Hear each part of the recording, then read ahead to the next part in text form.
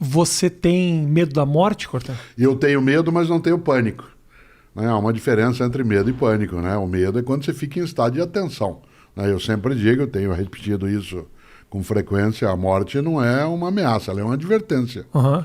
Ela diz, você mortal sendo, cuide-se para não desperdiçar aquilo que você tem, porque cessa. Sim, sim. E nesse sentido, o medo, sim, o medo é algo que é absolutamente importante, que se tenha de qualquer coisa. Eu tenho medo de cair, eu tenho medo, né, de perder a saúde. Medo de cair mesmo? Claro, eu operei o joelho direito, coloquei prótese, e portanto eu preciso, entre a última vez que conversamos e agora, eu estava um dia na Praia do Forte, Salvador, após uma palestra, estava com Cláudia, com quem eu sou casado, e ao final da palestra, para desestressar, a gente, como fazia vez ou outra, foi correr. Uhum. E eu fui correr na areia e não notei que tinha um banco de areia.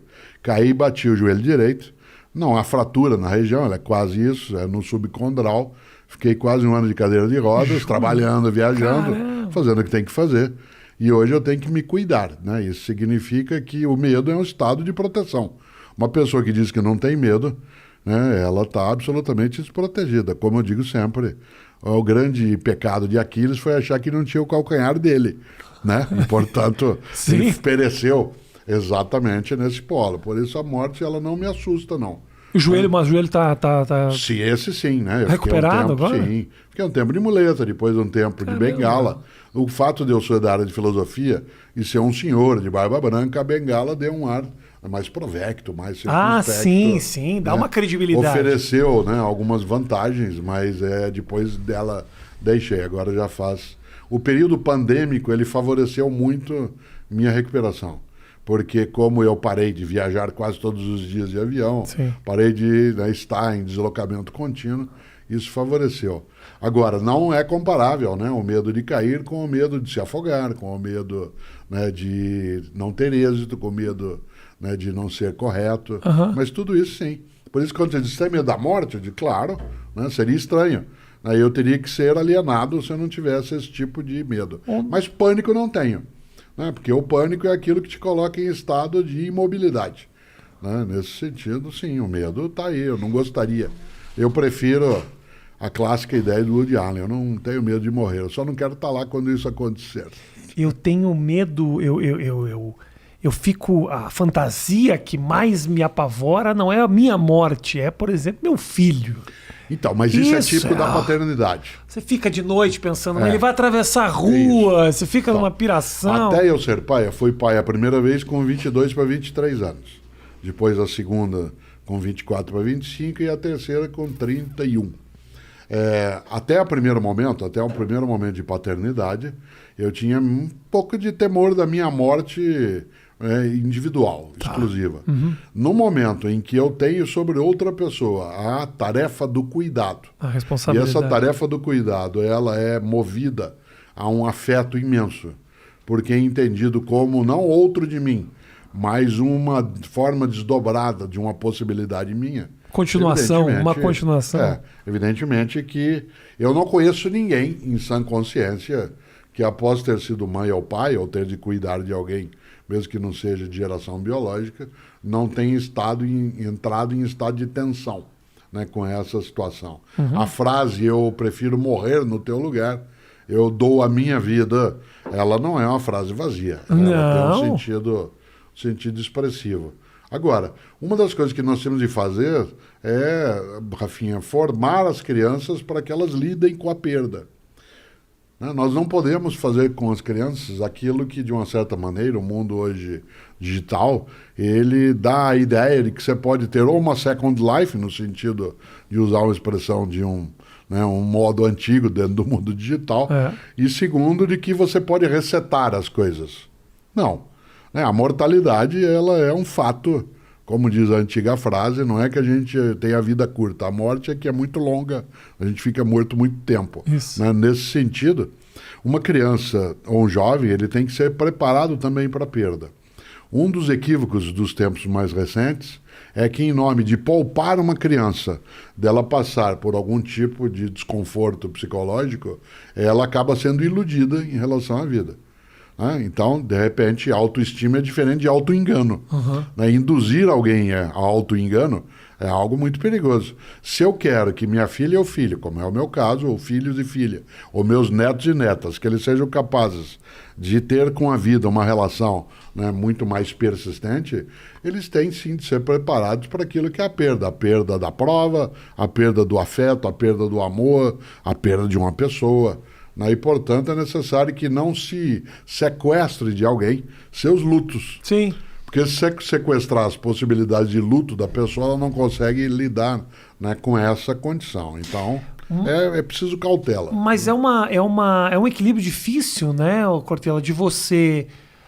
eu quero privar meu filho dos traumas, né, dos problemas, mas ao mesmo tempo eu não quero que ele ache que esses problemas e esses traumas e essas perdas não existam. Então, prepará-lo bem é a melhor maneira de poupá-lo do trauma que é evitável. Existem traumas que são inevitáveis. Né? No meu escritório, na cidade de São Paulo, sempre teve uma frase, e agora numa biblioteca, porque agora eu não estou mais no escritório que você já esteve. Agora na minha biblioteca, onde eu fico, faço as coisas. Abandonou o escritório? Não, ao contrário, continuo escrevendo, fazendo, mas num local que é o meu local de livros. Tinha lá uma frase, continua, que é: aqui só admitimos o erro inédito. Aqui só admitimos o erro inédito significa que, né, a possibilidade do desastre, ela é uma possibilidade, ela não é uma obrigatoriedade. Sim. Né? Por isso eu tenho que me preparar para esse tipo de circunstância. É claro que é difícil, né, você dizer, mas eu gostaria de poupar, né, minha criança de um sofrimento. Mas existe um modo, não que você o induza ou a induza a sofrer, né, para que ela aprenda. Não é o aprendizado pela dor. Sim. É que ela precisa estar preparada e estar em estado de atenção para aquilo que pode ser prejudicial. Né? É um lema, eu aprendi esse lema lendo um dia um livro que eu imagino que eu não gostaria e que eu adorei, eu odiei durante 3 anos por preconceito, né? Uma leitura da biografia, né, da especial Jane Fonda. Ela tem um livro, que é a história dela, chamado Minha Vida Até Aqui, que é magnífico, magnífico. Eu fiquei absolutamente irritado, né, com a minha tolice de ter postergado tanto tempo a leitura. E ela foi casada com Ted Turner. Sim, que é o cara criador da CNN. Exatamente. E ele usava, né, um lema de vida que eu acabei adotando como meu, que eu partilho com os filhos e filhas, com netos e netas. Ele dizia: deseje o melhor e prepare-se para o pior. Deseje o melhor. No campo do desejo, da tua intenção, você tem que ter o melhor como referência. Mas como estado de atenção e ao mesmo tempo de cautela, você tem que contar com a possibilidade do pior. Então, deseje o melhor, prepare-se para o pior, faz com que uma criança, ela, primeiro, não seja iludida. Né? Como a gente brinca, a vida, né, não é só festivais, gritou o Caetano um dia, né, dentro de um deles. Né? E segundo, como a gente brinca no Paraná, de onde eu sou, mundo de poeta não tem pernilongo, né? Não tem mosquito, não tem muriçoca. Né? E, claro, existe. Então, não é que você induzirá alguém ao sofrimento de modo proposital. Né? Não é assim, valeu a experiência. Isso. Né? Ao contrário, né? Nós estamos aprendendo muito neste tempo, mas isso não significa que por isso o tempo é bom, porque ele gera aprendizado. Porque o custo, né, que vem junto, ele é desnecessário. Então, né, alguém pode, em sã consciência, ser capaz de induzir alguém, né, à ferida, ao machucado, para que ela perceba. Não há necessidade, né? Você pode ensinar. E nisso, desculpe, há uma diferença. Né? Eu sou pai, sou descendente de italiano com espanhol, portanto sou latino, além de brasileira. Mas tenho, né, 2 netos que são alemães também. Também porque há outros modos de ser humano, além de italianos e brasileiros. E uma coisa que eu notei, a mãe germânica, por exemplo, ela adverte. Né? A mãe brasileira, a mãe latina, ela vaticina, ela ameaça. Por exemplo, eu vi várias vezes, né, dentro da cultura germânica, né, a mãe dizendo assim: cuidado que você pode cair. E me peguei algumas vezes, como bom latino, dizendo: você vai cair daí. Entendi. Uma joga praga, a outra orienta. Ora, esse tipo de percepção, né, ele precisa ser lidado também nesse campo. Isto é, você vai cair daí, não retira da pessoa a autonomia da queda. Né? O Abu Janra dizia isso: a vida é tua, estrague-a como quiser.